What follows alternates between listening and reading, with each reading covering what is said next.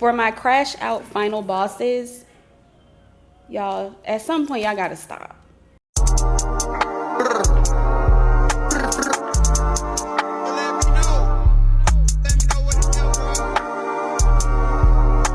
There was an incident at Wendy's. Y'all, as someone who used to crash out,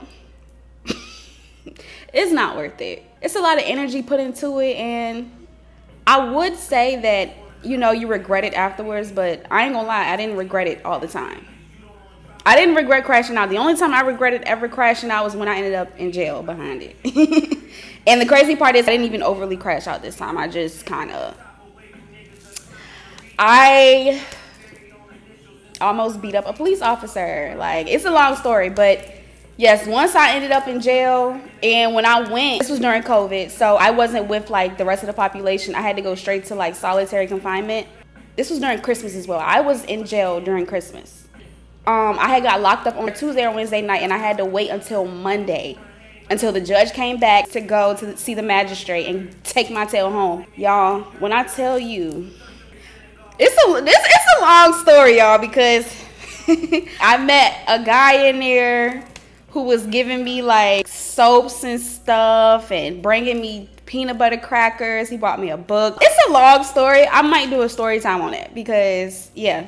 But for my crash out final bosses, y'all, coming from a person who used to crash out, it ain't worth it. Jail is not, it's really not worth it. Like, it's not. It's not. So the situation I'm talking about, there was a situation at Wendy's where the girls was in the drive-thru. Some of y'all may have seen this video on TikTok.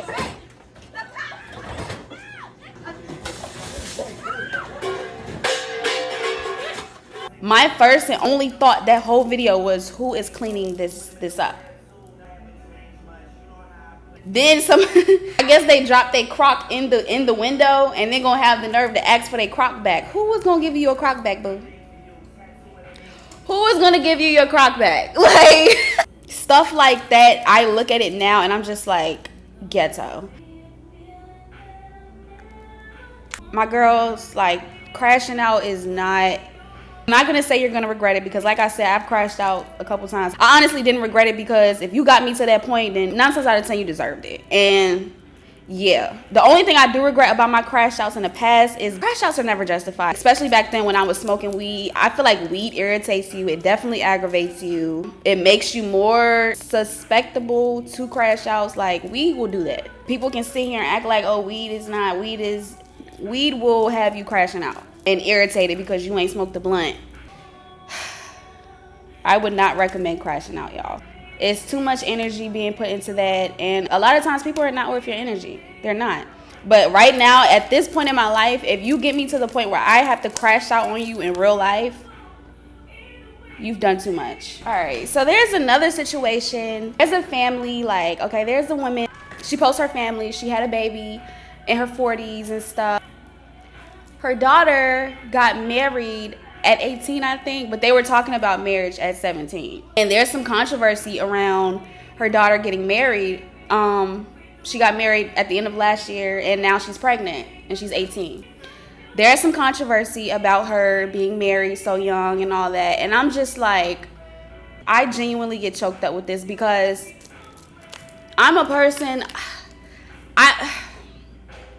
we have scripture where it's like, okay, Christians will tell you, you know, religious Christians will tell you just get married. 9 times out of 10, a lot of people are just getting married because, especially young people, I feel like a lot of young people are just getting married to have sex. If you want to have sex with this person, you have to get married to them. That is what Christian homes and people in the church are pushing. You know, that's what they're going to say. I feel like this is probably her first, second relationship. You need to have time to live. You need to have time to, you know, actually figure out if this is your person. You guys are too young. And I feel like marriage is not a joke. We're on the subject of marriage again, but marriage is not a joke. Marriage came from God. I don't know what to say, because everything is not black and white. You know, some situations can happen and they can be blessed and beautiful. With this young girl who's getting married, that could be her soulmate. But it's like, I just hope that she got married for the right reasons, you know. Don't get married because your family is telling you you shouldn't be having sex outside of marriage. Okay, so you just want to get married. so that you can have sex or experience that with that young man. Don't do that. That's my only thing. Don't just get married just to have sex. That's not, If this was my child, if she was my child, I would tell her or him, wait. I wouldn't rush them into a marriage. I genuinely would tell them, make sure that no, live a little. And I hate that we can't just tell people or our kids to just wait on sex, because at the end of the day, whether we like it or not, kids, when they get to that age of 16, 17, 18, they're going to start doing what they want to do. They're either going to sneak behind your back and do it, or, I wish it was that easy to just tell them to wait on sex, just wait. I feel like if a lot of people could wait on sex, stuff like that wouldn't be happening. But me personally, my children, I would tell them to wait. I wouldn't rush them into a marriage at 18, 19. I would tell them, meet some more people. Don't just rush. And I only say that because marriage nowadays, it's not just some simple thing. From what I do know, I don't know too much about how marriage works when you sign those papers, but I do know that it's not just some old willy-nilly thing. So doing that at 17, 18, before you even really, I don't think that's right to push that on to teens. Even if, okay, they want to have sex, or you feel like they don't, rush them into a marriage. Like I said, if I would tell my kids to wait as long as they could for sex. With the world that we are in today, we cannot sit here and act like that how good we parent is going to determine how our kids turn out. There are people who are horrible parents and their kids turned out good, and there are people who are good parents and their kids turned out bad. So it's not about your parenting at the end of the day. It's stuff that's going to happen that we have no control over. People think it's better, oh, well, she's married, because if she would have, had sex with him and had a baby without being married, so it's better because she's married. Is it really though? Can we sit and think about that? Is it really though? In the long haul, is that really good for her? And like I said, never know. They may live happily ever after, but I just feel like marriage that comes from God, it's a lot of growing that you have to do. It's a lot of things that God wants to do through you and that person. When these religious people, they rush these marriages, is God really there? Has God really sat these people down and worked on them individually to bring them together? It's no better. People can say, oh, because she's married is better. I don't feel like it's any better. But, I guess it rips the Band-Aid off a little easier. I don't know. Or it makes, religious people feel better about themselves. She's a baby mother with signed papers, and a ring on her finger. Is this marriage truly ordained by God? Was this marriage nurtured by God to really withstand the test of time? That's what we need to ask ourselves. Is this marriage going to withstand the test of time? Like I said, I personally wouldn't push my child or my children. I'm not going to push them into a marriage or something with a person. I'm just not. I'm sorry. I mentioned this to a family member once. Her marriage didn't work. She married a horrible man. But because she couldn't wait, wait on God or whatever, she rushed into a marriage with a man or a person who wasn't who she thought he was. I brought up that, just getting married just to have sex or just to rush into something or just because you want to be married, that's not tea. That doesn't make it better. This person was not feeling that I said that because they know it's true. But yeah, me personally, I wouldn't promote my child, son or daughter, to marry young. I would want you to wait on sex, on all of that. Get to know this person, yes. Date. I do pray that, the marriage is successful. But like I said, I just feel like even 18, even though they can make those decisions on their own, I just feel like it's too young. Y'all, there is a video going around of a toy at Burlington. I was on TikTok and a celebrity was giving his son a cut. And he was like, you talking to any girls? He was like, no. He was like, well, you're not gay, are you? And the mom came in and was like, don't talk to him about that, right now. And I feel like she's justified in that. Like, if my child is just playing games, video games, daughter too, if she's just playing Barbies, if she's not showing any interest or he's not showing any interest, they're not showing that they have crushes and all that. Like I said, the dad hasn't seen like a sign of his son showing interest in little girls or any type of, romantic interest.